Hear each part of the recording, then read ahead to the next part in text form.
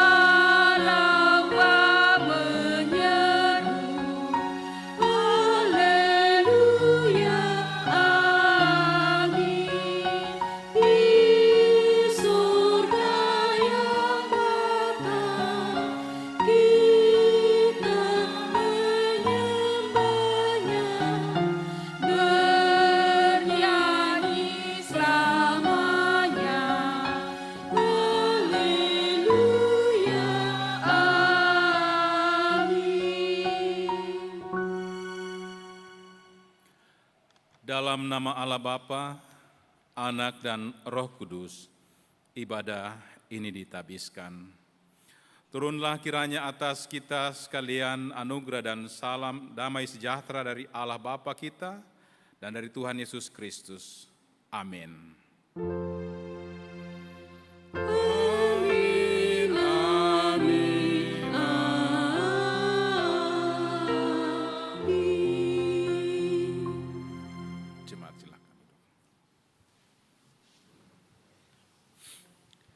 sidang jemaat, kita akan masuk ke dalam pengakuan dosa. Jika kita mengaku dosa kita, maka Ia adalah setia dan adil, sehingga Ia akan mengampuni segala dosa kita dan menyucikan kita dari segala kejahatan. 1 Yohanes 1 ayatnya yang ke-9. Sebab itu, marilah kita merendahkan diri dan mengaku dosa di hadapan Tuhan, serta memohon pengampunan daripadanya. Kita berdoa. Ya Tuhan, kami mengaku dengan sungguh-sungguh bahwa kami telah berdosa kepadamu dengan menuruti keinginan dan kehendak hati kami. Kasihanilah dan ampuni kami menurut kasih setiamu. Pimpinlah kami dengan kuasa Roh Kudus-Mu untuk hidup seturut kehendak-Mu. Dalam nama Tuhan Yesus, amin. Kita menyanyi dari NKB 22, ayatnya yang pertama dan ketiga, walau dosamu merah.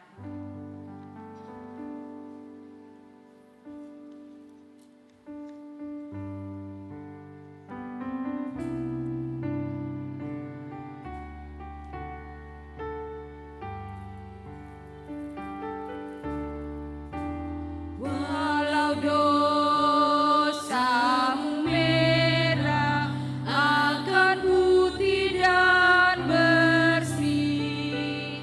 Walau dosamu merah akan putih dan bersih. Walaupun merah bagi misi, kan putih walau dosamu merah, walau dosamu merah akan putih dan bersih, akan putih dan bersih.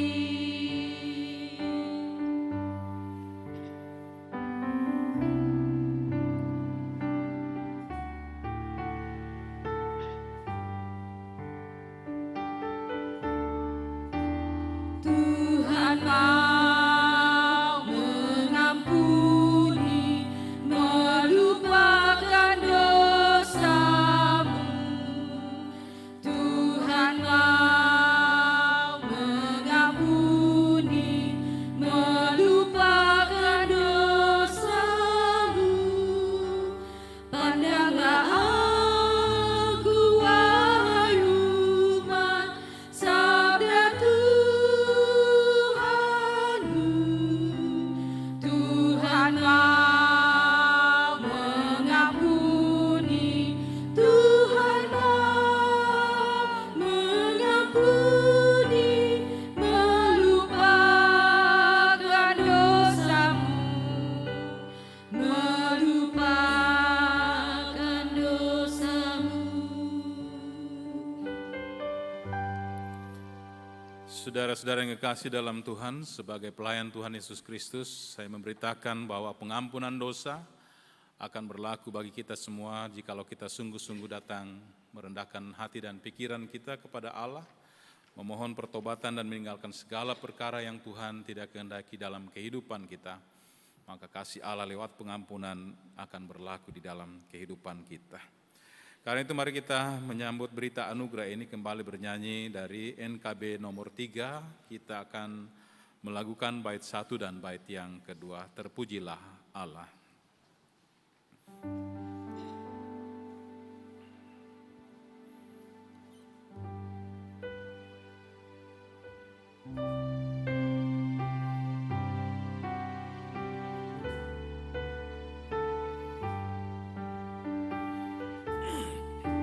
Terpujilah hikmat-Nya besar, begitu kasih-Nya untuk dunia jemaat, sehingga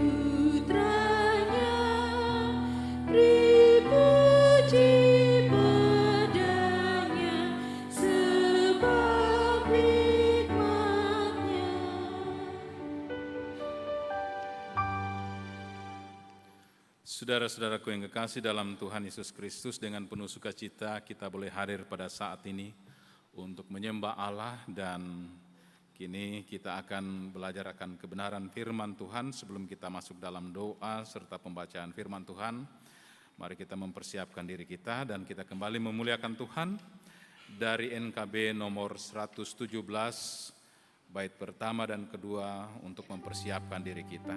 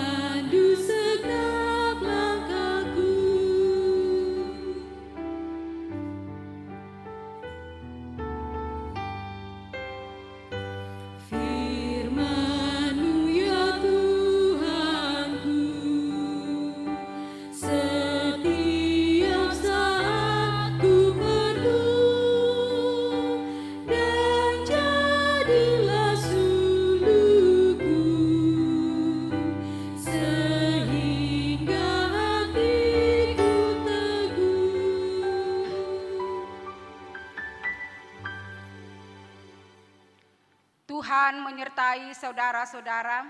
Dan menyertaimu juga. Kita berdoa untuk pembacaan firman Tuhan.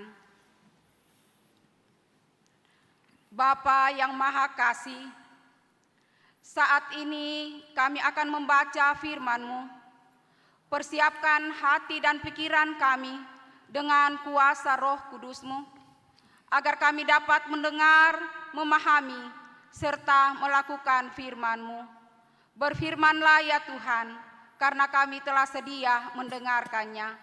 Dalam nama Tuhan Yesus yang telah mengajar kami berdoa. Bapa kami yang di sorga, dikuduskanlah nama-Mu, datanglah kerajaan-Mu, jadilah kehendak-Mu di bumi seperti di sorga. Berikanlah kami pada hari ini makanan kami yang secukupnya, dan ampunilah kami akan kesalahan kami, seperti kami juga mengampuni orang yang bersalah kepada kami. Dan janganlah membawa kami ke dalam pencobaan, tapi lepaskanlah kami daripada kejahatan.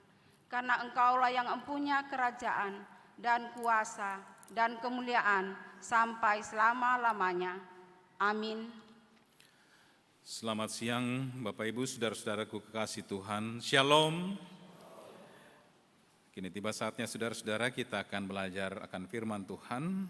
Bagian firman Tuhan yang akan diberitakan pada minggu ini sesuai dengan khotbah dan tema seragam Segep Sultra terambil dari kitab Injil Yohanes pasal 3. Yohanes pasal 3 ayat 1 hingga ayat yang ke-21. Injil Yohanes pasal 3 ayat 1 hingga ayat yang ke-21. Lembaga Alkitab Indonesia memberikan topik atau judul Percakapan dengan Nikodemus. Firman Tuhan datang di tengah-tengah kita berkata demikian.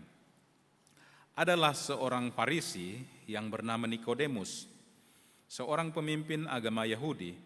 Ia datang pada waktu malam kepada Yesus dan berkata, "Rabi, kami tahu bahwa engkau datang sebagai guru yang diutus Allah, sebab tidak ada seorang pun yang dapat mengadakan tanda-tanda yang engkau adakan itu jika Allah tidak menyertainya." Yesus menjawab, katanya, "Aku berkata kepadamu, sesungguhnya jika seorang tidak dilahirkan kembali, ia tidak dapat melihat kerajaan Allah." Kata Nikodemus kepadanya, "Bagaimanakah mungkin seorang dilahirkan kalau ia sudah tua? Dapatkah ia masuk kembali ke dalam rahim ibunya dan dilahirkan lagi?" Jawab Yesus, "Aku berkata kepadamu, sesungguhnya jika seorang tidak dilahirkan dari air dan roh, ia tidak dapat masuk ke dalam kerajaan Allah. Apa yang dilahirkan dari daging adalah daging, Dan apa yang dilahirkan dari roh adalah roh. Janganlah engkau heran, karena aku berkata kepadamu, kamu harus dilahirkan kembali. Angin bertiup kemana ia mau, dan engkau mendengar bunyinya, tetapi engkau tidak tahu dari mana ia datang atau kemana ia pergi. Demikian halnya dengan tiap-tiap orang yang lahir dari roh. Nikodemus menjawab katanya, bagaimanakah mungkin hal itu terjadi? Jawab Yesus, engkau adalah pengajar Israel, dan engkau tidak mengerti hal itu? Aku berkata kepadamu, sesungguhnya kami berkata-kata tentang apa yang kami ketahui dan kami bersaksi tentang apa yang kami lihat. Tetapi kamu tidak menerima kesaksian kami.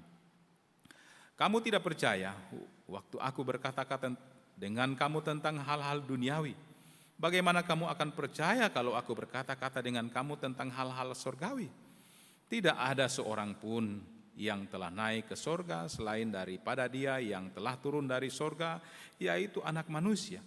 Dan sama seperti Musa meninggikan ular di padang gurun, demikian juga Anak Manusia harus ditinggikan, supaya setiap orang yang percaya kepadanya beroleh hidup yang kekal.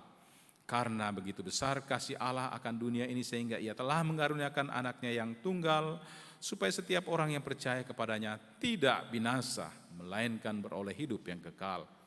Sebab Allah mengutus anaknya ke dalam dunia bukan untuk menghakimi dunia, melainkan untuk menyelamatkannya oleh Dia.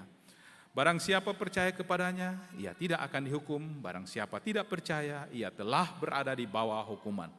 Sebab ia tidak percaya dalam nama Anak Tunggal Allah. Dan inilah hukuman itu, terang telah datang ke dalam dunia, tetapi manusia lebih menyukai kegelapan daripada terang, sebab perbuatan-perbuatan mereka jahat. Sebab barang siapa berbuat jahat, membenci terang, dan tidak datang kepada terang itu, supaya perbuatan-perbuatannya yang jahat itu tidak nampak. Tetapi barang siapa melakukan yang benar, ia datang kepada terang supaya menjadi nyata bahwa perbuatan-perbuatannya dilakukan dalam Allah. Sedemikian jauh firman Allah yang telah kita baca dan dengarkan bersama. Kita semua akan disebut berbahagia jikalau kehadiran kita sungguh-sungguh datang rindu untuk memuliakan Allah, terlebih lagi datang rindu mendengarkan firman-Nya, memelihara dan memperlakukan di dalam kehidupan kita hari lepas hari. Amin. Haleluya. Haleluya, haleluya, haleluya.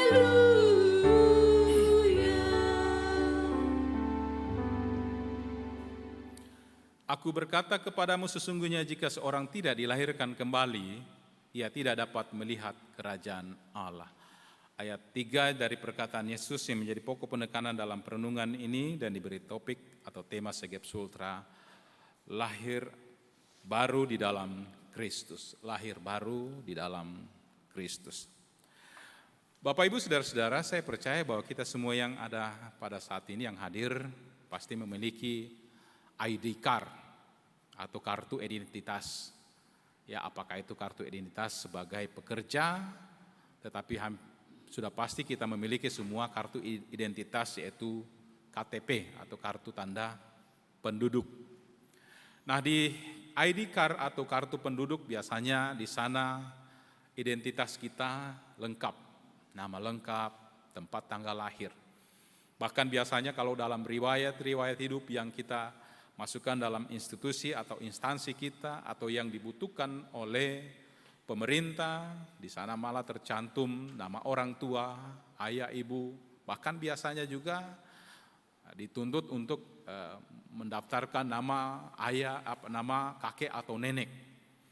Nah, saudara-saudara, dalam identitas kita atau ID card itu, di sana tercantum tempat tanggal lahir kita, ya, tempat tanggal lahir. Misalnya saya, ya, Pomala 17 Maret, ya, 1970 misalnya gitu. Nah, saudara-saudara, dalam ID card kita itu tidak pernah dicantumkan tempat tanggal lahir pertama. Misalnya saya 17 Maret, ya, 1970, tempat lahir pertama. Dan tempat lahir kedua, misalnya di Kendari, tanggal sekarang, bulan sekarang, 2022, itu mustahil. Tidak ada orang dalam kartu identitasnya, saudara-saudara, ID card-nya, dia memiliki 2 tempat tanggal lahir. Tidak ada. Tetapi tahukah saudara-saudara, memang tidak tertulis dalam kehidupan kita sebagai orang Kristen, sesungguhnya kita anak-anak Tuhan memiliki 2 identitas, tempat dan tanggal lahir. Hanya terkadang kita tidak sadar. Kenapa saudara-saudara saya mengatakan demikian? Mari kita belajar firman Tuhan hari ini.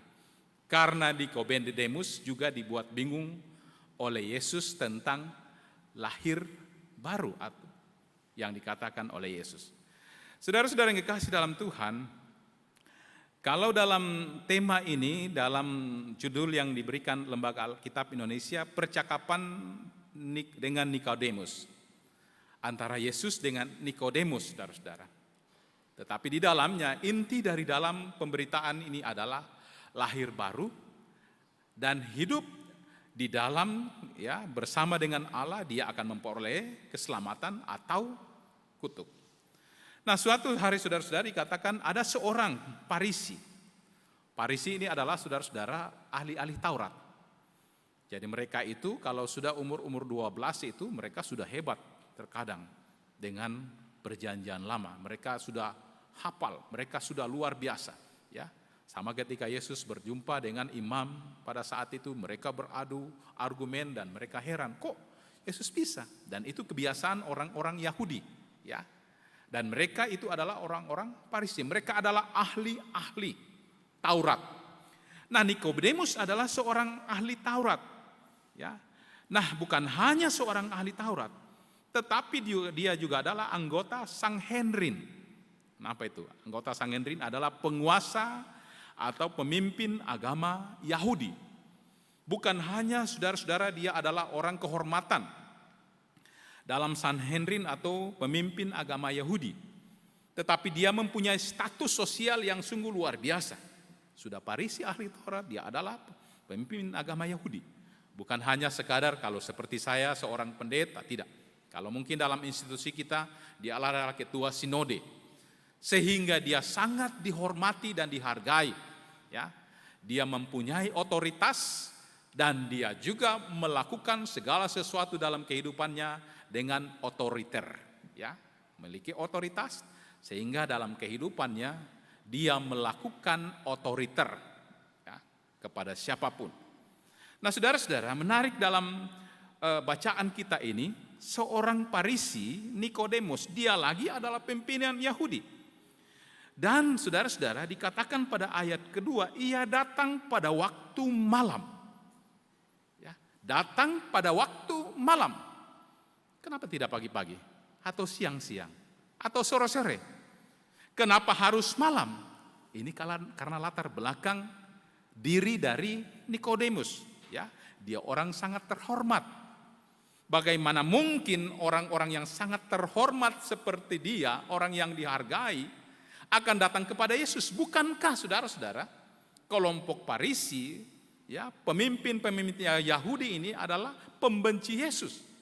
Nah, karena seperti itulah saudara-saudara dikatakan ia datang pada saat itu di malam hari.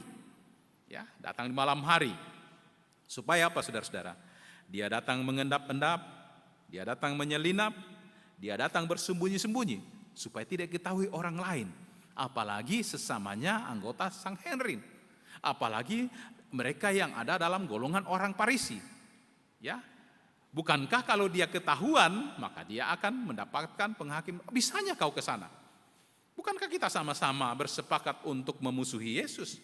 Kita menjatuhkan dia dan kita melawan. Kenapa engkau harus kenal? Nah, karena itulah dia datang malam hari. Nah, saudara-saudara, datang malam hari juga ini menjadi kebiasaan bagi kita. Berarti ada sesuatu yang tidak dapat ditunda. Ada sesuatu yang penting misalnya. Kalau misalnya saudara-saudara kita membutuhkan orang lain pada saat itu, sekalipun malam hari, Waktu orang tidur pun kita harus pergi sana. Tolong nak, kau ke sana kasih tahu. Bapak harus ke rumah sakit atau mama ke rumah sakit atau adikmu dan sebagainya. Jadi ada sesuatu yang tidak bisa ditunda. Apa yang menjadi sesuatu yang tidak bisa ditunda oleh Nikodemus ini? Sesuatu yang dilihat oleh matanya sendiri. Bukan hanya didengarkan dari rekan-rekannya sebagai anggota Sanhedrin, penguasa, pemimpin agama Yahudi, tetapi dia juga menyaksikan segala sesuatu yang telah dibuat oleh Yesus. Dan itu tidak bisa menutup, ya, dia tidak bisa untuk menutupi segala sesuatu yang menjadi fakta yang dilakukan oleh Yesus. Apa itu? Tentang mujizat yang dilakukan oleh Yesus. Yesus melakukan penyembuhan di mana-mana, bukan hanya penyembuhan, dia membuat mujizat-mujizat lain, ya, mengusir setan dan sebagainya dari orang-orang yang terasuk. Juga dia menghidupkan orang yang mati dan sebagainya, sehingga yang dilihat ini tidak dapat ditutupi, tidak dapat disembunyi. Dan itulah yang menjadi pertanyaan bagi Nikodemus. Ia datang pada waktu malam kepada Yesus dan berkata, kita tidak tahu situasinya. Mungkin dia datang pelan-pelan, lalu dia katakan, Rabi, kami tahu bahwa engkau datang sebagai guru yang diutus Allah. Sebab tidak ada seorang pun yang dapat mengadakan tanda-tanda yang engkau adakan itu. Maksudnya mujizat. Jika Allah tidak menyertainya.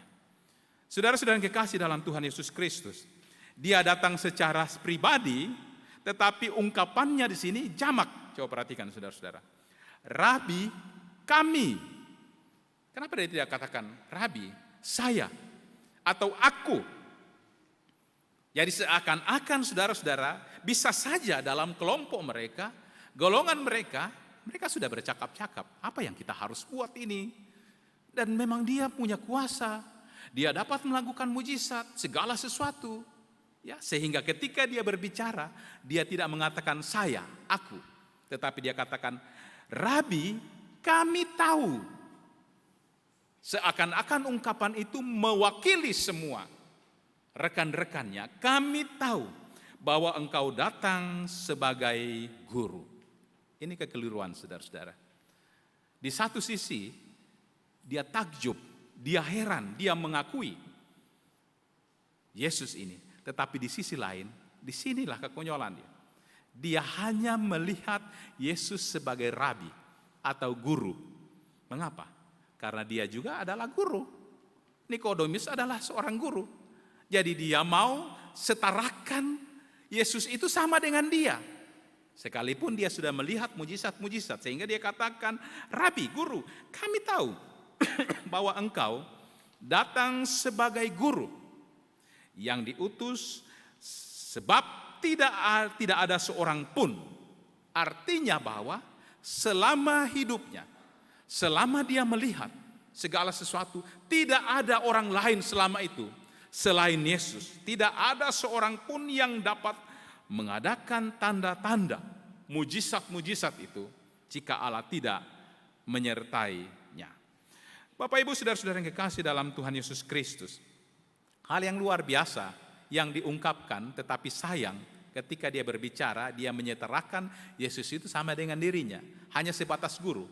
Seharusnya ketika dia sungguh-sungguh datang mau menyembah Yesus dan mengaku dia Yesus adalah Allah, maka dia harus mengatakan, engkau adalah Mesias, engkau adalah juru selamat. Tetapi tidak, dia hanya menyetarakan Yesus sama dengan dirinya. Nah saudara-saudara, ungkapan ini kalau kita sebagai Yesus ini adalah sebuah hal yang luar biasa. Wah, dia ini Nikodemus. Dia ini adalah pemimpin agama Yahudi, orang Farisi. Sekarang dia datang dengan saya, kesempatan. Tetapi apakah itu kesempatan? Tidak saudara-saudara. Ungkapan pujian yang dikatakan oleh Nikodemus berbeda dengan jawaban yang sesungguhnya yang harus dikatakan Yesus. Nikodemus datang dengan nada pujian, tetapi justru Yesus memberi tanggapan, malah ia berkata, apa yang dikatakan saudara-saudara berbeda dengan apa yang harus menjadi jawaban. Artinya apa? percumalah pujian Nikodemus itu, karena tidak dilandasi dengan kepercayaan. Dia hanya mengungkapkan itu di mulutnya, tetapi tidak menjadi kepercayaan bahwa yang dihadapi ini adalah Mesias. Sehingga Yesus menjawab, harusnya kalau perkataan begitu, kalau kita, oh ya memang, saya ini dari Allah.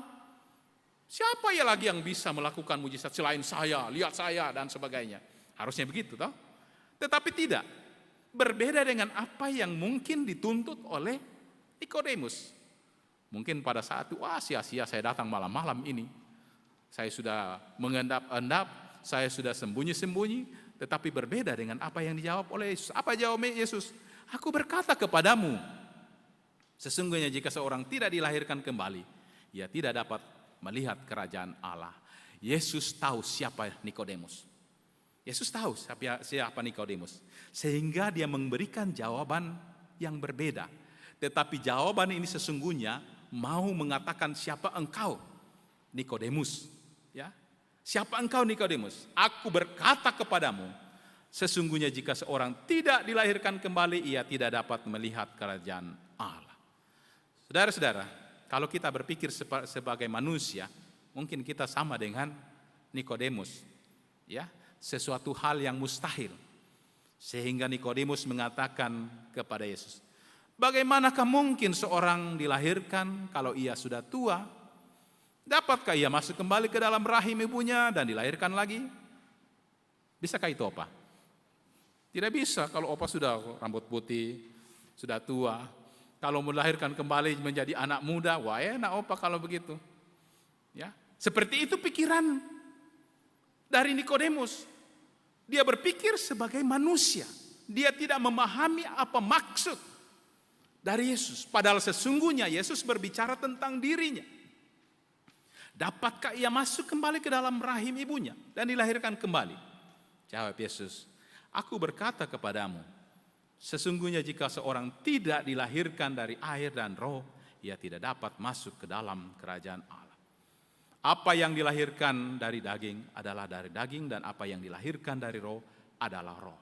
Saudara-saudara yang kekasih dalam Tuhan, dilahirkan kembali kita sudah pasti memahami.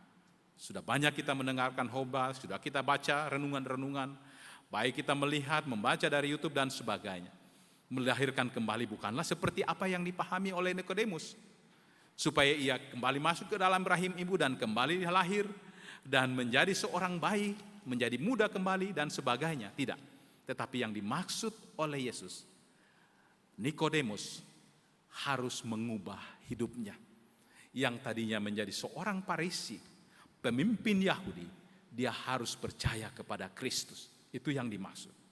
Dengan tanda dia harus dikatakan di sini, saudara-saudara, jika seorang tidak dilahirkan dari air dan roh, ia tidak dapat masuk ke dalam kerajaan Allah. Apa yang dilahirkan dari daging, dan apa yang dilahirkan dari roh adalah roh. Air di sini adalah baptisan sebagai materai. Karena saudara-saudara, dia belum pernah dimateraikan di dalam nama Yesus. Dan orang yang telah dimateraikan di dalam nama Yesus akan dicurahkan Roh Kudus kepadanya, sehingga Roh Kudus itu bekerja di dalam kehidupan. Yang dimaksud di sini dari daging adalah sifat kedagingan yang masih ada di dalam kehidupan Nikodemus. Dia tidak dilahirkan dari roh karena apa? Belum ada buah-buah roh di dalam kehidupannya. Yang dilakukan selama ini adalah apa, saudara-saudara? Dia hanya menjadi seorang hebat Farisi, hanya mengetahui, menghafal segala sesuatu tentang Taurat, tetapi di dalam kehidupannya dia tidak menyatakan, bahkan menolak Kristus yang pernah dijanjikan bahwa dia akan datang. Saudara-saudara yang kekasih dalam Tuhan, Nikodemus mengalami kebingungan sehingga dikatakan Yesus pada ayat 7, janganlah engkau heran karena aku berkata kepadamu, kamu harus dilahirkan kembali. Angin bertiup kemana ia mau dan engkau dengar bunyinya, tetapi engkau tidak tahu dari mana ia datang atau kemana ia pergi. Benar, saudara-saudara? Adakah di antara kita saudara-saudara yang pernah melihat angin? Tidak ada. Dengan kasat mata kita tidak ada. Kita hanya tahu angin bertiup kalau misalnya kita ambil debu atau tepung, kita lihat, oh ada angin bertiup. Kita dapat merasa ada angin bertiup dari AC, dari luar, ya saudara-saudara, atau angin yang alami natural. Kita tahu ada angin bertiup, tetapi tahukah kita dari mana asalnya angin itu dan kemana dia pergi? Kita tidak tahu. Kita hanya tahu dia ada berhembus. Kita tahu hanya dia, kita merasakan. Demikianlah halnya dengan tiap-tiap orang yang lahir dari roh. Demikianlah halnya dengan tiap-tiap orang yang lahir dari roh. Nah, saudara-saudara yang kekasih dalam Tuhan Yesus Kristus, Nikodemus semakin bingung. Nikodemus menjawab, katanya, bagaimana mungkin hal itu terjadi? Jawab Yesus, engkau adalah pengajar Israel dan engkau tidak mengerti hal itu. Bukankah Yesus mengatakan, bukankah engkau adalah orang-orang yang hebat tentang Taurat? Engkau sering berbicara tentang kuasa Allah, berbicara tentang siapa Allah, tetapi justru di dalam kehidupanmu engkau tidak menyatakan kuasa Allah dalam kehidupanmu, dan engkau menolak akan kuasa Allah yang ada di hadapanmu. Saudara-saudara yang kekasih dalam Tuhan, Yesus seakan-akan mau mengatakan bahwa kuasa sesungguhnya ada lewat roh. Memang engkau tidak melihatnya, tetapi engkau dapat merasakan kalau roh itu ada padamu. Seperti kita, saudara-saudara, kita bisa merasakan angin datang dan pergi, tapi kita tidak tahu dari mana datangnya dan pergi. Kita tidak bisa melihat roh dalam kehidupan kita, tetapi kita bisa merasakan roh bekerja di dalam kehidupan kita. Mungkin di saat kita tersandung, harusnya saat itu kita mengalami kecelakaan yang hebat, tetapi Roh Kudus menyelamatkan kita. Mungkin kita menghadapi pergumulan yang sangat berat sekali, yang mungkin dalam ukuran manusia kita tidak mampu untuk menghadapi dan menyelesaikannya. Tetapi karena kuasa roh kita dapat melewati.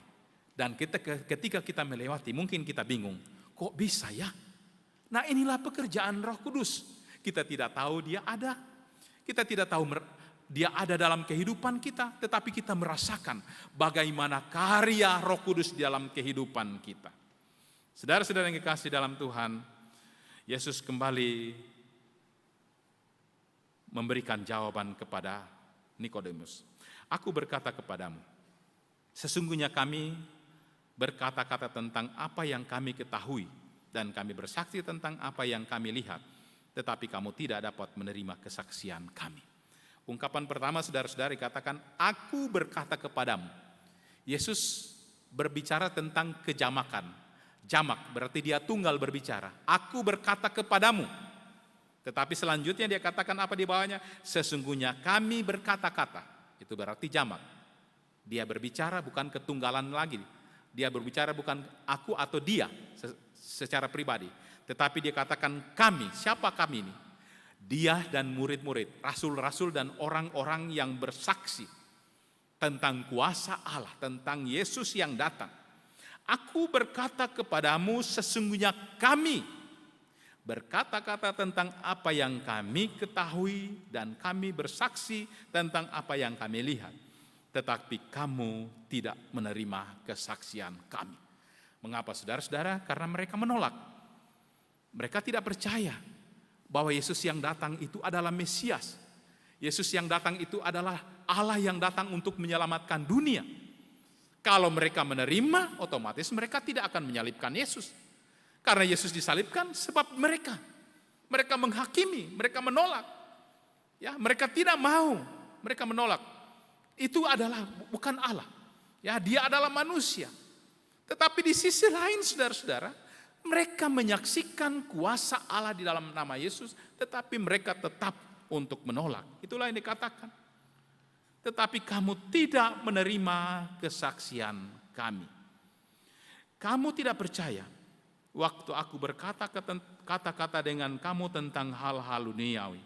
Bagaimana kamu akan percaya kalau aku berkata-kata dengan kamu tentang hal-hal surgawi? Sedangkan yang engkau lihat, Nikodemus, kesaksian yang kau lihat, yang aku lakukan saat ini di dunia, dan itu fakta, engkau masih menolaknya. Apalagi ketika kalau saya harus berbicara tentang surga, bagaimana engkau akan percaya? Pasti engkau akan menolaknya. Itu yang akan dikatakan. Sehingga Yesus menambahkan lagi, tidak ada seorang pun yang telah naik ke sorga selain daripada Dia yang telah turun dari sorga, yaitu Anak Manusia. Artinya Dia adalah pemegang kunci kerajaan sorga. Bagaimana mungkin saudara-saudara orang akan turun naik dari sorga kalau bukan Dia pemiliknya?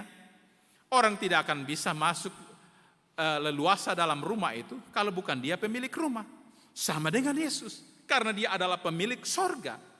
Dia datang dari sorga, maka Dia bisa kembali ke sana. Dia bisa lalu lalang. Itu yang mau dikatakan, tidak ada seorang pun yang telah naik ke sorga selain daripada Dia yang telah turun dari sorga, yaitu Anak Manusia.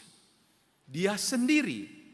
Dan sama seperti Musa meninggikan ular di padang gurun, demikian juga Anak Manusia harus ditinggikan. Sebagaimana engkau telah mengetahui hukum Taurat, Nikodemus, yang engkau hafal bahwa Musa pernah meninggikan ular, demikian pula sesungguhnya engkau harus meninggikan Anak Manusia. Tetapi Nikodemus tidak mau.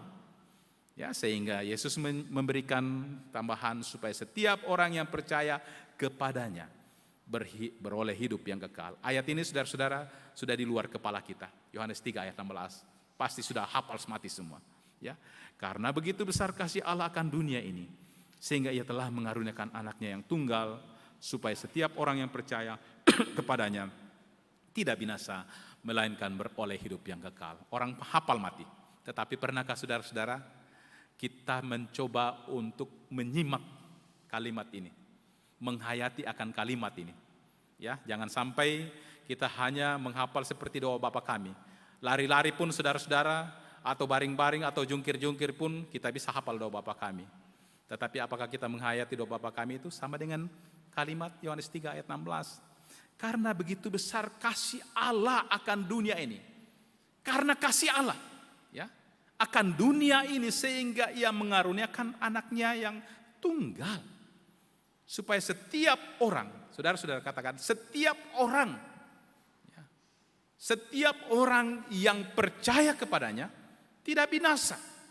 Binasa sini dia tidak akan mengalami kematian yang kekal, sebab orang pasti akan mati. Tetapi ketika orang percaya kepadanya, tidak akan binasa, tidak akan mengalami kematian yang kekal, tetapi dia akan beroleh hidup yang kekal. Saudara-saudara, kalau kita belajar tentang ini, kita coba mengingat kisah kematian Lazarus dengan orang kaya. Ya, di sana. Lazarus ketika mati, dia ke surga. Duduk lagi di atas pangkuan Bapak Abraham, bukan Pak Onesto ya. Bapak Abraham ya, dia duduk di atas pangkuan Bapak Abraham. Pak Lazarus pada saat itu. Sementara si kaya menderita di bawah alam sengsara, di neraka. Nah, pertanyaan saudara-saudara, ketika Yesus datang kembali, apakah Dia datang juga akan membangkitkan orang-orang seperti orang kaya? Oh tidak, ngapain Dia harus dibangkitkan lagi? Apakah Dia harus dibangkitkan lalu dihakimi? Tidak, Dia sudah akan ada hidup dalam kehidupan kematian yang kekal. Jadi orang-orang yang tidak menolak Yesus, saudara-saudara yang tidak percaya kepada Yesus, seperti seorang kaya itu, dia sudah akan mengalami kematian yang kekal. Tidak akan dibangkitkan lagi, tidak. Yang akan dibangkitkan itu adalah orang yang percaya, saudara-saudara dan saya. Jadi karena itu jangan takut kalau mati. Ya, kita mati tidak mati dalam kekekalan. Kita akan diberikan kehidupan yang kekal. Tapi bagi mereka yang menolak, tidak akan pernah dibangkitkan. Jadi ketika Yesus datang kedua kalinya, Dia akan membangkitkan orang-orang yang percaya, bukan orang yang tidak percaya. Karena orang yang tidak percaya, saat dia mati, disitulah penghakiman sampai kekekalan. Ketika Dia datang, tidak akan dibangkitkan. Inilah sukacita bagi kita, saudara-saudara. Ini hal yang luar biasa yang kita miliki dalam hidup kita. Seperti yang dikatakan Paulus, hidupku adalah Kristus dan mati adalah keuntungan. Itu yang dikatakan Paulus, ya. Ketika dia hidup, dia betul-betul hidup untuk Kristus. Dia menaklukkan hidupnya. Inilah saudara-saudara yang dikatakan hidup baru. Hidup di dalam Kristus. Itu yang diagung-agungkan oleh Rasul Paulus.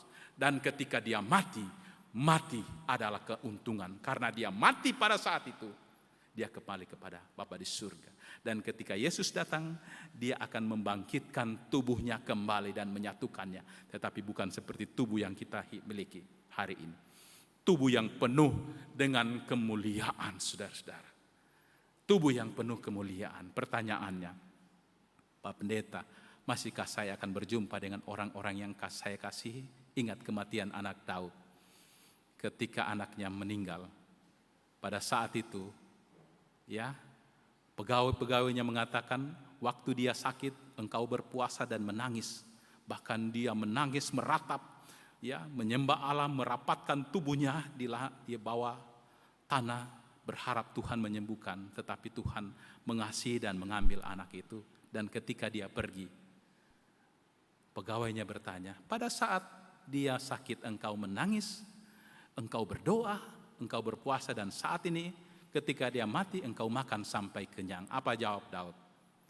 Bukan dia yang akan kembali kepadaku, tetapi aku yang akan pergi kepadanya.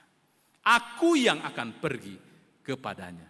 Inilah saudara-saudara, ciri-ciri orang yang hidup dalam kehidupan yang baru. Setiap orang yang percaya kepada Yesus tidak binasa, melainkan beroleh hidup yang kekal. Tidak dimiliki orang lain, saudara-saudara. Hanya saudara-saudara dan saya yang memiliki ini, kehidupan yang kekal. Karena itu saudara-saudara yang kekasih dalam Tuhan, firman Tuhan hari ini mau mengingatkan dalam perjalanan kehidupan kita. Pertanyaannya, apakah saudara-saudara dan saya sungguh-sungguh telah hidup baru dalam kehidupan kita? Seperti yang saya katakan awal tadi, dalam kartu identitas kita hanya memiliki satu tanggal lahir, bulan dan tahun. Tetapi tanpa disadari, sesungguhnya dalam kehidupan ini kita memiliki dua tanggal lahir.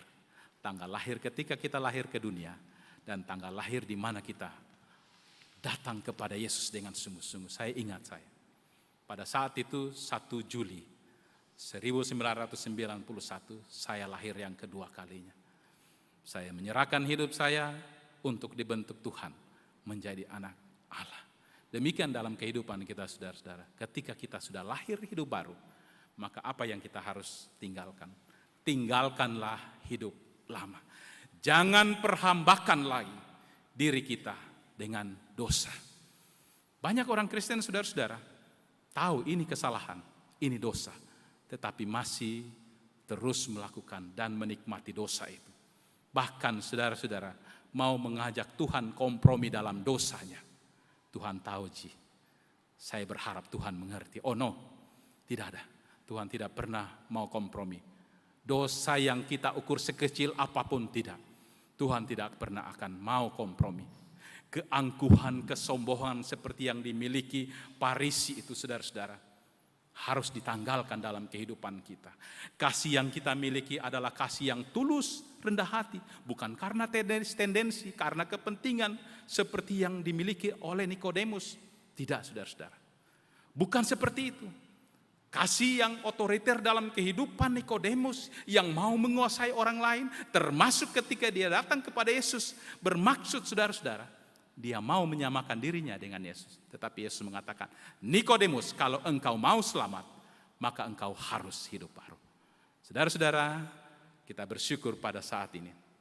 Karena kita sudah hidup baru, karena itu kita mari serahkan kehidupan kita ke dalam tangan kuasa Allah. Pertahankan hidup ini, jangan kita meninggalkan. Sebab ketika saudara-saudara melepaskan ini, kehidupan kekal kita pun lepaskan. Karena itu biarlah firman Tuhan meneguhkan kita, menguatkan kita dalam perjalanan kehidupan kita untuk terus mempertahankan hidup baru bersama dengan Kristus. Terpuji nama Tuhan. Amin.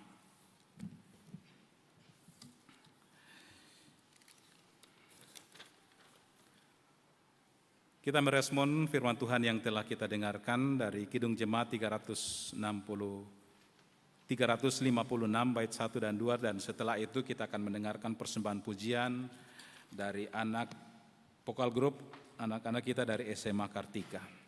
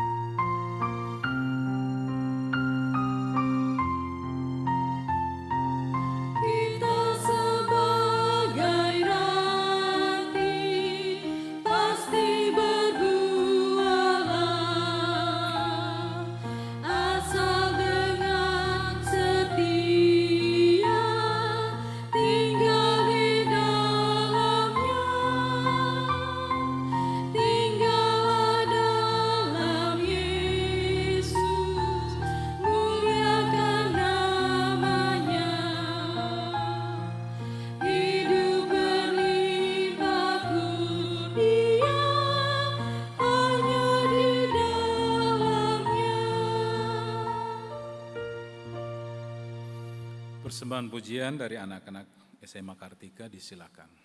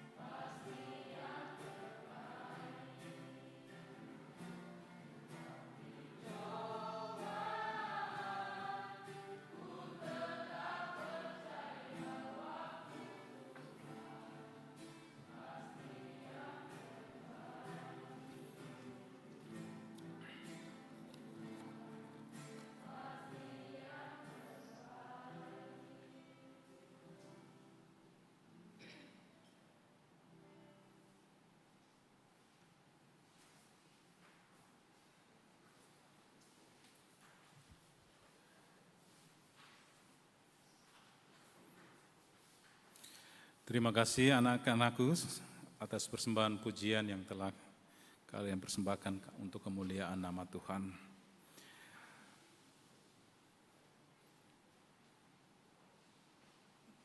Bapak Ibu, saudara-saudara yang kekasih dalam Tuhan, untuk mengikrarkan iman kita, saya jemput untuk berdiri. Marilah saudara-saudara dengan segenap orang percaya di muka bumi kita datang bersama-sama di hadapan Allah. Lalu kita mengikrarkan iman kita sesuai dengan pengakuan iman rasuli yang berkata, Aku percaya kepada Allah, Bapa yang dan kepada Yesus Kristus, anaknya yang tunggal Tuhan kita, yang dikandung dari Roh Kudus, lahir dan darah, yang menderita di bawah pemerintahan Pontius Pilatus, mati dan dikuburkan, turun ke dalam kerajaan maut, pada hari yang ketiga bangkit pula dari antara orang mati, naik ke sorga, duduk sebelah kanan Allah, Bapa yang Maha Kuasa, dan akan datang bersama untuk menghakimi orang yang hidup dan mati. Aku percaya kepada Roh Kudus, gereja yang kudus dan persekutuan Roh Kudus, pengampunan dosa, kebangkitan daging.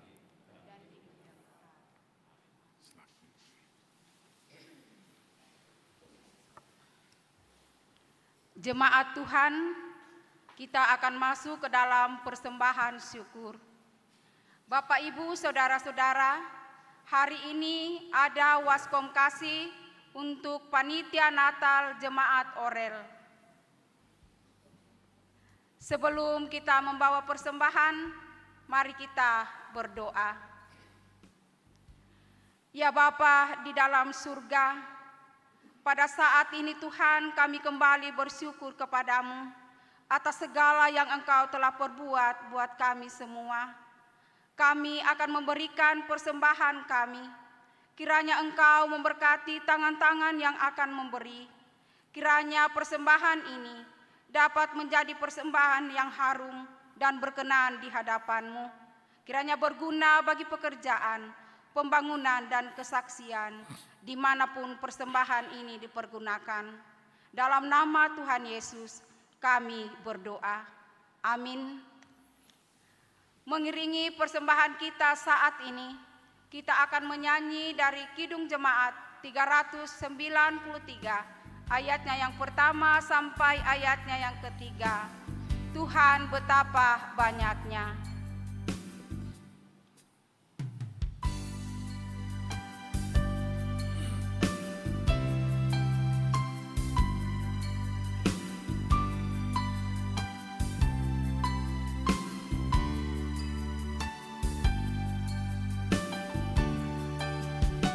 Tuhan betapa banyaknya, berkat yang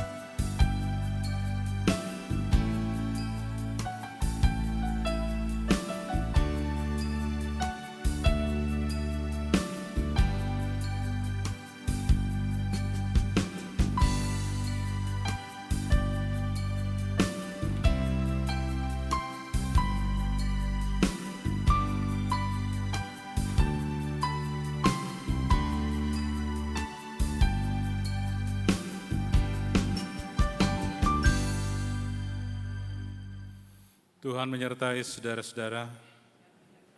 Mari kita bersyukur dan bersyafaat, kita berdoa. Kembali kami datang menghampiri kekudusan-Mu ya Allah, merendahkan hati dan pikiran kami, tapi kami terus mengangkat pujian sembah kami kepadamu ya Allah. Karena Engkaulah Allah di dalam nama Yesus yang patut kami agungkan dan muliakan dalam hari-hari perjalanan kehidupan kami. Sungguh Tuhan, Engkau Allah yang baik, Engkau Allah yang senantiasa hadir dalam perjalanan kehidupan kami. Di setiap dinamika kehidupan ini Tuhan selalu ada di sana. Menolong, memberkati kami, melindungi, menjagai kami Tuhan. Terima kasih dan terpuji nama-Mu atas segala-gala yang Engkau nyatakan bagi kami. Karena itu Tuhan, sepatutnya lah kami harus bersyukur di dalam kehidupan kami. Kehadiran kami semua anak-anak-Mu pada saat ini, inilah Tuhan bahagian respon hidup kami atas segala sesuatu yang Tuhan nyatakan bagi kami. Kami datang bersyukur di hadapan hadirat-Mu Tuhan, beria-ria menyembah Engkau, menaikkan puji-pujian kami karena Engkaulah Allah yang patut dan layak kami agungkan dalam hidup kami. Kami bersyukur Tuhan di tengah-tengah penyembahan kami saat ini. Engkau pun hadir lagi menyapa kami lewat firman-Mu yang telah kami dengarkan bersama. Terima kasih Tuhan atas firman-Mu. Terima kasih Tuhan atas kehendak-Mu. Engkau terus membuka mata hati kami, terlebih lagi mata iman kami, supaya kami terus melihat akan perjalanan kehidupan ini. Apakah Tuhan kami telah hidup baru, dan setelah kami hidup baru, apakah kami terus mempertahankan ini dalam kehidupan kami. Terima kasih Tuhan, biarlah firman-Mu yang telah kami dengarkan bersama saat ini, sungguh-sungguh Tuhan telah mengambil bagian yang terbaik dalam kehidupan kami. Dan itu akan terus terpatri dan menjadi suluh dan pedoman dalam langkah-langkah perjalanan kehidupan kami. Menjadi penegur sapa, pengingat bagi kami Tuhan. Dikala Tuhan dalam perjalanan kehidupan kami sebagai anak-anak menghadapi berbagai hal. Biarlah firman-Mu meneguhkan dan menguatkan kami. Memberikan kami Tuhan semangat yang luar biasa. Bahwa hidup kami hanya untuk-Mu ya Kristus. Dan ketika Engkau memanggil kami hidup Tuhan dalam kekudusan bersama dengan Engkau, dan kami akan hidup dalam kehidupan yang kekal bersama dengan Engkau. Terima kasih dan terpuji nama-Mu atas firman-Mu. Ya Allah Bapa dalam surga, saat ini kami mau bersyukur atas kebaikan dan kemurahan Tuhan yang terus kami alami dan nikmati dalam hari-hari perjalanan kehidupan kami. Tuhan, dengan berbagai cara Engkau hadir dalam perjalanan hidup ini. Engkau memberkati kami Tuhan, sehingga kami bersyukur. Dari itu Tuhan, kami juga mau bersyukur bersama beberapa kekasih-kekasih kami atas penyertaan-Mu Tuhan, sehingga mereka boleh memperoleh penambahan usia dan juga bersuka cita oleh karena ulang tahun pernikahan mereka. Kami mau bersyukur bersama dengan kekasih kami Levin Octoberius Lomban. Kami mau bersyukur bersama dengan kekasih kami Melissa Grace. Kami mau bersyukur bersama dengan kekasih kami Christina Bara. Kami mau bersyukur bersama dengan kekasih kami Agung Patendian. Kami mau bersyukur bersama dengan kekasih kami Kalita Taviana Eka Putri. Kami bersyukur bersama dengan kekasih kami Libran Melissa Patanan. Terima kasih Tuhan atas usia yang Engkau berikan kepada mereka. Juga kami mau bersyukur bersama beberapa keluarga kekasih kami atas ulang tahun pernikahan mereka. Kekasih kami Bapak Tony Charles bersama Ibu Ledia Safitri Simbolon. Kekasih kami Bapak Penatua kekasih kami Bapak Penatua Risa Lakasa bersama Ibu Ramayana Rere. Kekasih kami Bapak Martin Lese bersama dengan Ibu Fransina. Kekasih kami Bapak Supardin bersama Ibu Hasnawati. Kekasih kami Bapak Andarias Suku bersama Ibu Maria Tamu.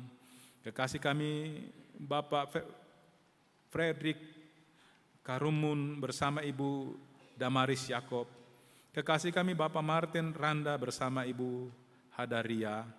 Ya Allah, terima kasih atas kebaikan-Mu dan kemurahan-Mu. Mereka bersuka cita atas penyertaan dan pemeliharaan Tuhan yang terjadi dalam kehidupan mereka. Sehingga mereka boleh memperoleh penambahan usia, sehingga mereka boleh bersuka cita atas pernikahan mereka.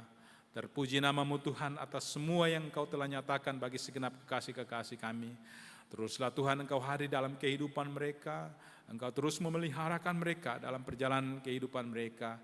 Biarlah Tuhan dengan sukacita ini, mereka melihat bahwa ini adalah kuasa-Mu, kemuliaan-Mu, ini adalah berkat-Mu yang Engkau nyatakan bagi mereka, dan mereka akan bersukacita dan bersyukur kepadamu ya Allah.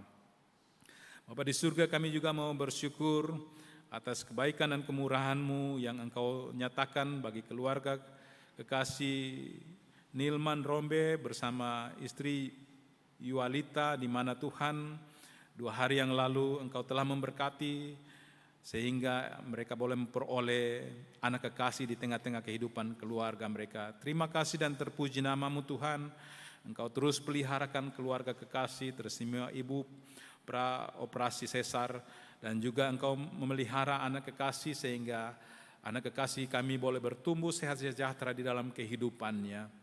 Ya Allah, juga kami mau bersyukur bersama dengan kekasih kami Ibu Yeni Bonde, di mana Engkau telah memberkati kekasih kami dalam segala usaha yang dilakukan untuk pemulihan, dan Tuhan telah menyatakan kuasa-Mu sehingga kekasih kami boleh mengalami pemulihan dalam kehidupannya. Saat ini juga Tuhan kami mau menaikkan syafaat untuk keberadaan seluruh sidang jemaat-Mu di Jemaat Orait Labora. Tetapi secara khusus Tuhan, buat anak-anak-Mu yang hadir pada saat ini, inilah Tuhan, anak-anak-Mu yang setia di hari Engkau kuduskan ini. Mereka datang dengan penuh sukacita, beria-ria menyembah Engkau, datang rindu mendengarkan kebenaran firman-Mu. Tetapi di sisi kehidupan mereka yang lain Tuhan, mata-Mu melihat, telinga-Mu mendengarkan segala keluh kesah dan pergumulan kehidupan mereka. Sebab Tuhan, Engkau maha kuasa, Engkau tahu segala-galanya dalam kehidupan kami, dan tidak ada sesuatu yang dapat menyelubungi akan kekuasaan-Mu. Karena itu Tuhan, jikalau mungkin masih ada di antara kami yang hidup tidak berkenan kepada-Mu, kasihani kami, mampukan kami dengan Roh-Mu Tuhan, supaya kami mau mengelakkan dan membuang jauh-jauh hal-hal yang Tuhan tidak kehendaki dalam kehidupan kami, dan kami terus Tuhan untuk belajar hidup kudus, dan kami akan layak disebut sebagai anak-anak tebusan-Mu. Ya Allah Bapa dalam surga, berkati seluruh sidang jemaat-Mu yang hadir pada saat ini, baik secara pribadi maupun dalam kehidupan keluarga mereka. Tuhan, teguhkan dan kuatkan mereka dalam menjalani kehidupan rumah tangga mereka Tuhan. Engkau terus menjadi nakoda dalam bahtera keluarga mereka Tuhan, sehingga mereka dapat melewati segala tantangan dan rintangan yang diperhadapkan kepada mereka. Ya Allah, mampukan kami terus berkarya dalam kehidupan keluarga kami sebagai suami dan istri, dalam pekerjaan tanggung jawab yang terus kami emban, di dalam kehidupan keluarga, ibu-ibu yang begitu setia dari pagi hingga malam, menyiapkan segala hidangan-hidangan dalam kehidupan keluarga, mengarahkan anak-anak kekasih, mempersiapkan segala kebutuhan dalam rumah tangga. Tuhan, teguhkan mereka, kuatkan mereka, berikan kesabaran kepada mereka Tuhan, sehingga mereka terus boleh melaksanakan, dan biarlah setiap mereka melakukan ini, nama Tuhan akan dimuliakan dalam kehidupan keluarga kekasih kami. Ya Allah Bapa dalam surga, berkati kami juga Tuhan dalam berbagai kesibukan tanggung jawab dan pekerjaan, dalam disiplin ilmu yang Tuhan percayakan kepada kami, baik sebagai suami dan istri, dari pagi hingga malam, Senin hingga Sabtu, dalam karya-karya yang kami lakukan. Tuhan, teguhkan dan kuatkan kami, berikan kami kemampuan untuk terus berkarya, dan di setiap pelayanan kami lakukan, pekerjaan yang kami lakukan, bukan hanya kami menyelesaikan tanggung jawab, tetapi di sana juga Tuhan kami hadir sebagai saksi-saksi-Mu. Dan biarlah Tuhan, waktu, tenaga, pikiran yang kami curahkan tidak akan sia-sia. Kasih Tuhan akan memberkati kami semua, sehingga ketika kami kembali Tuhan, tangan-tangan kami tidak akan hampa.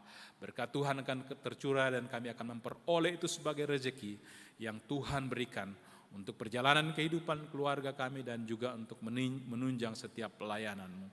Ya Allah Bapa dalam surga, jadikan kami terus dalam kehidupan keluarga kami, suami, istri, terlebih lagi ayah dan ibu yang bijaksana, menjalani kehidupan keluarga kami. Biarlah kami terus menjadi panutan bagi anak cucu kekasih kami, dan bukan menjadi batu sandungan bagi mereka. Ya Allah Bapa dalam surga, berkati anak-anak cucu kekasih kami, baik yang ada di tengah-tengah kehidupan keluarga saat ini, maupun Tuhan mereka yang terpisah dari kami. Tuhan, kami mohon dengan kerendahan hati, Biarlah Tuhan terus peliharakan mereka sehingga mereka terus boleh bertumbuh sehat sejahtera dalam kehidupan mereka. Dalam berbagai kesibukan mereka setiap hari, baik mereka yang bekerja, terlebih Tuhan anak kekasih kami yang menuntut ilmu, Tuhan tuntun sertai mereka ketika mereka pergi dan pulang meninggalkan rumah kami Tuhan. Tolong Tuhan Engkau tuntun mereka sertai mereka. Biarlah Tuhan selalu bersama mereka, mendampingi mereka sehingga mereka terus boleh berjalan dengan damai sejahtera-Mu Tuhan. Teguhkan dan kuatkan anak-anak kekasih kami sehingga mereka sungguh-sungguh boleh mempersiapkan masa depan mereka dengan baik.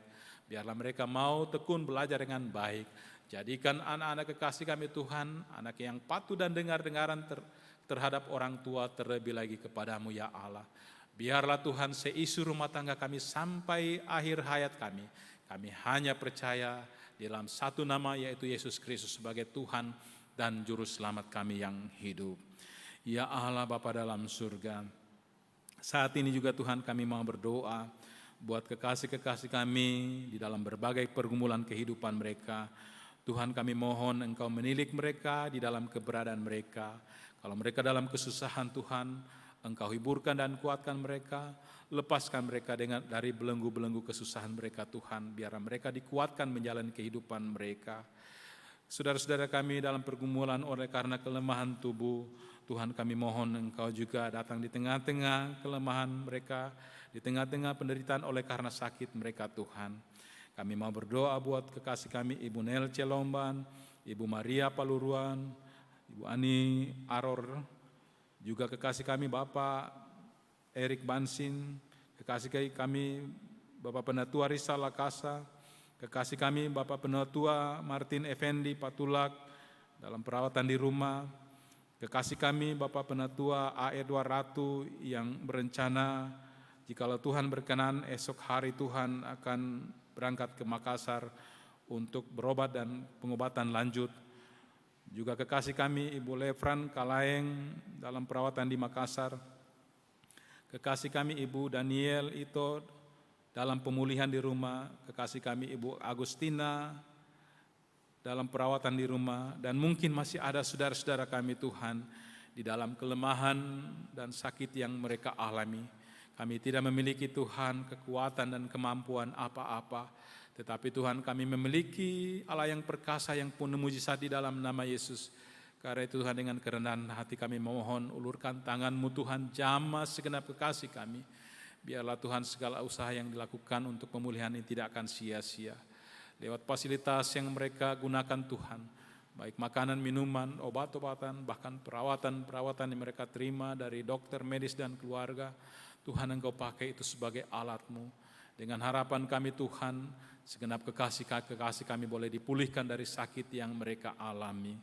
Ya Allah Bapa dalam surga, juga kami mau berdoa buat kekasih kami dalam berbagai keterbatasan mereka karena lanjut usia, janda, duda, anak yatim piatu dan anak piatu dan yatim. Tuhan Engkau melihat Tuhan dalam pengharapan mereka, biarlah Engkau terus meneguhkan dan menguatkan mereka. Engkau terus hadir dalam kehidupan mereka sehingga mereka terus boleh merasakan kasih dan kehadiran-Mu dalam kehidupan mereka setiap saat. Juga pelayanan di tengah-tengah jemaat-Mu Tuhan sebagai pendeta, penatua, diaken, para pengurus kategorial, tim musik, tata usaha kostor, dan sebagainya, teristimewa para panitia-panitia yang terus bekerja.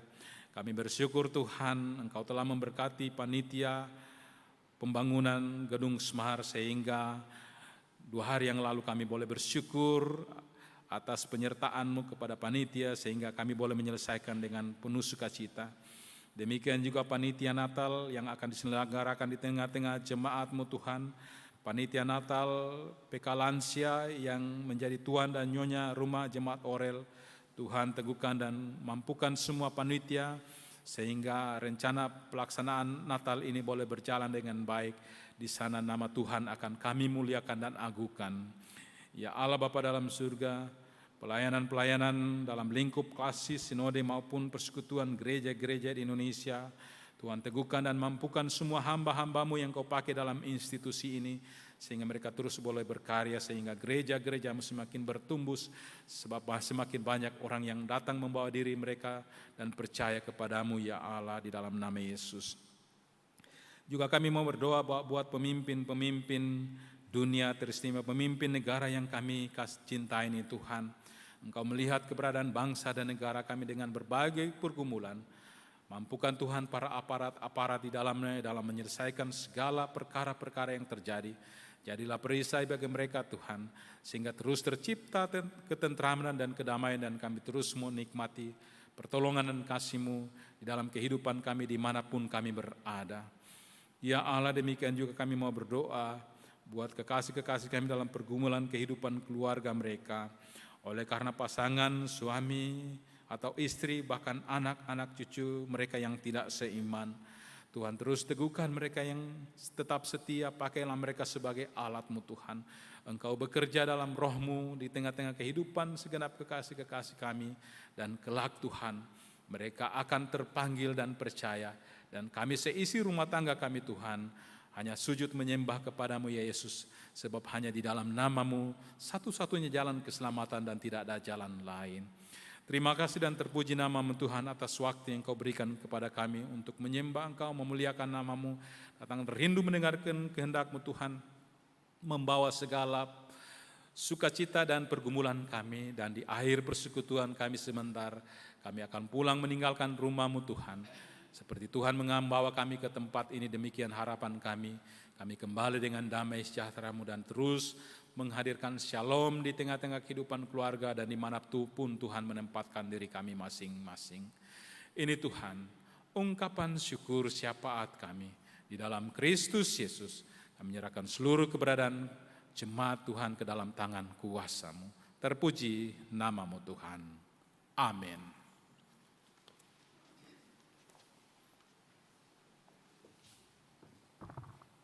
Jemaat yang kasih dalam Tuhan, mari kita melihat warta jemaat yang ada di tangan kita. Ada beberapa penekanan. Pelayanan khusus Sakramen Perjamuan Kudus minggu depan tanggal 6 November tahun 2022 akan dilaksanakan Sakramen Perjamuan Kudus. Kiranya anggota jemaat dapat mempersiapkan diri untuk mengambil bahagian dalam perjamuan tersebut. Ibadah rumah tangga untuk Rayon 5 tidak ada perubahan, hanya jadwalnya itu di hari Rabu. Ibadah pemberkatan nikah Sabtu tanggal 5 November jam 13, yaitu Saudara Wori Dianto Tiboyong SP dengan Novita Sirupang Esos bertempat di Gereja Ora et Labora Kendari. Pelayan Pendeta Elasar N. Bonde. Pengembalaan dilaksanakan pada hari Selasa tanggal 1 November jam 17 di konsistori, dan pertemuan dengan kedua orang tua calon mempelai dengan majelis Gereja Rayon 2 pada hari Kamis tanggal 3 November jam 17 di konsistori. Berikut ada tambahan, lupa ditaruh di warta jemaat.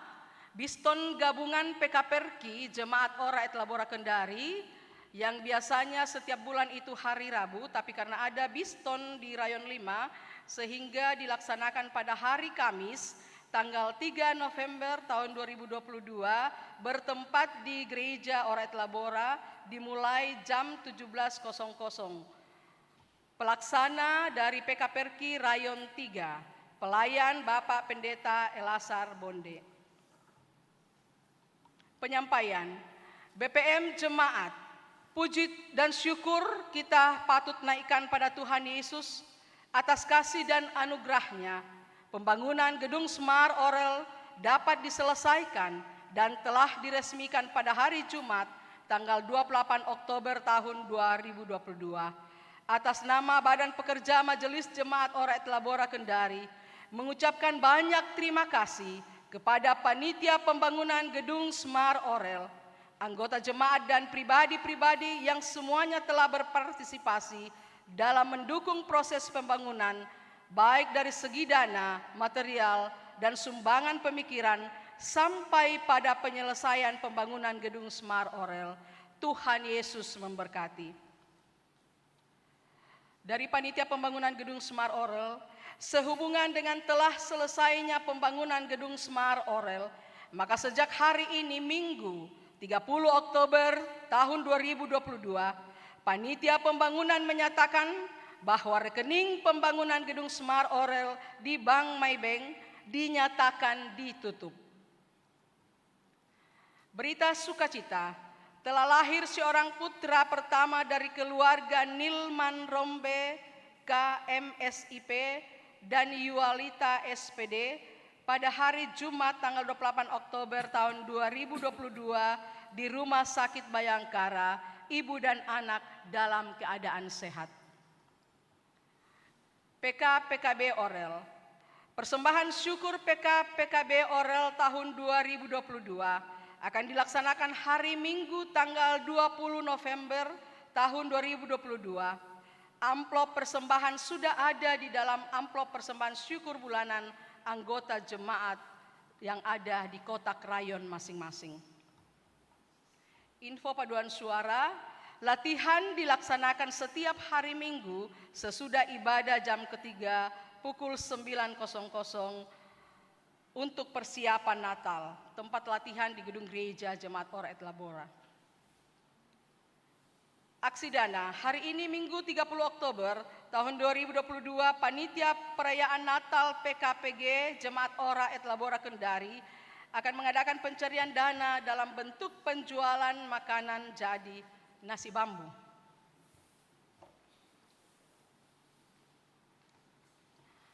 Berikut jumlah yang hadir dalam ibadah jam kedua saat ini, laki-laki 69 orang, perempuan 82 orang, jumlah 151 orang. Terima kasih, Tuhan Yesus memberkati kita.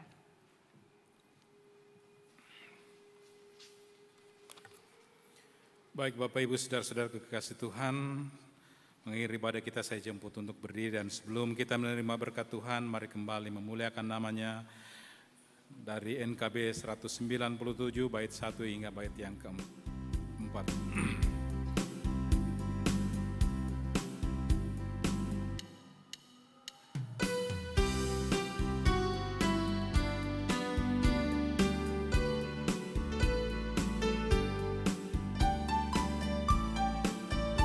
Besarlah untungku jika Yesus milikku, bersuka jiwaku karena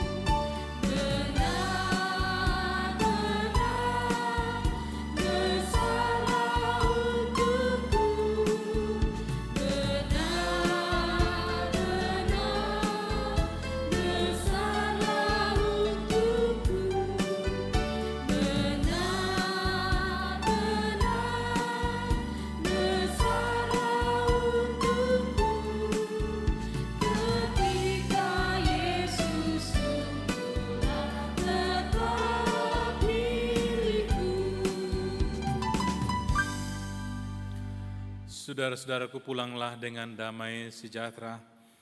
Tetap pelihara dan berlakukanlah firman Tuhan dalam kehidupanmu hari lepas hari dan terimalah berkat-Nya.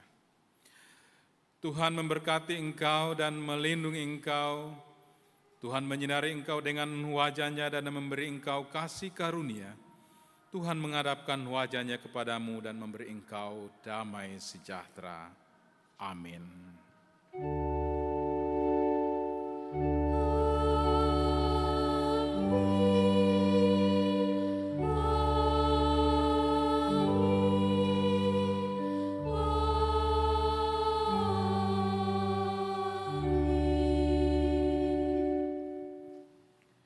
Jemaat Tuhan, sebagai nyanyian penutup pada ibadah kita saat ini, Tuhan Allah beserta engkau, ayatnya yang pertama dan ayatnya yang kedua.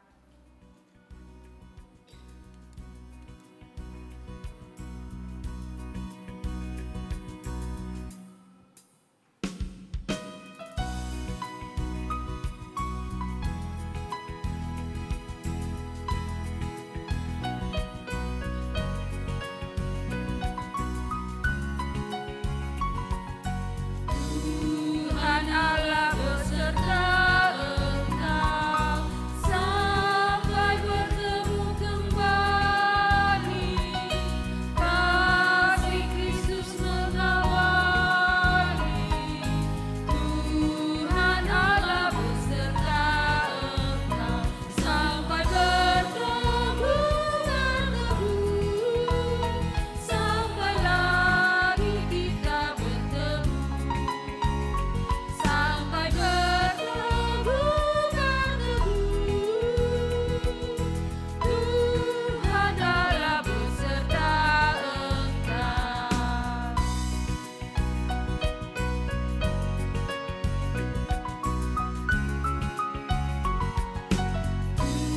Tuhan Allah beserta engkau, sayapnya bernaung-naung, sabda Kristus santapanmu. Tuhan Allah beserta engkau, sampai bertemu, sampai lagi kita bertemu. Sampai bertemu, Tuhan Allah beserta engkau. Demikianlah ibadah kita saat ini. Tuhan Yesus memberkati kita semua.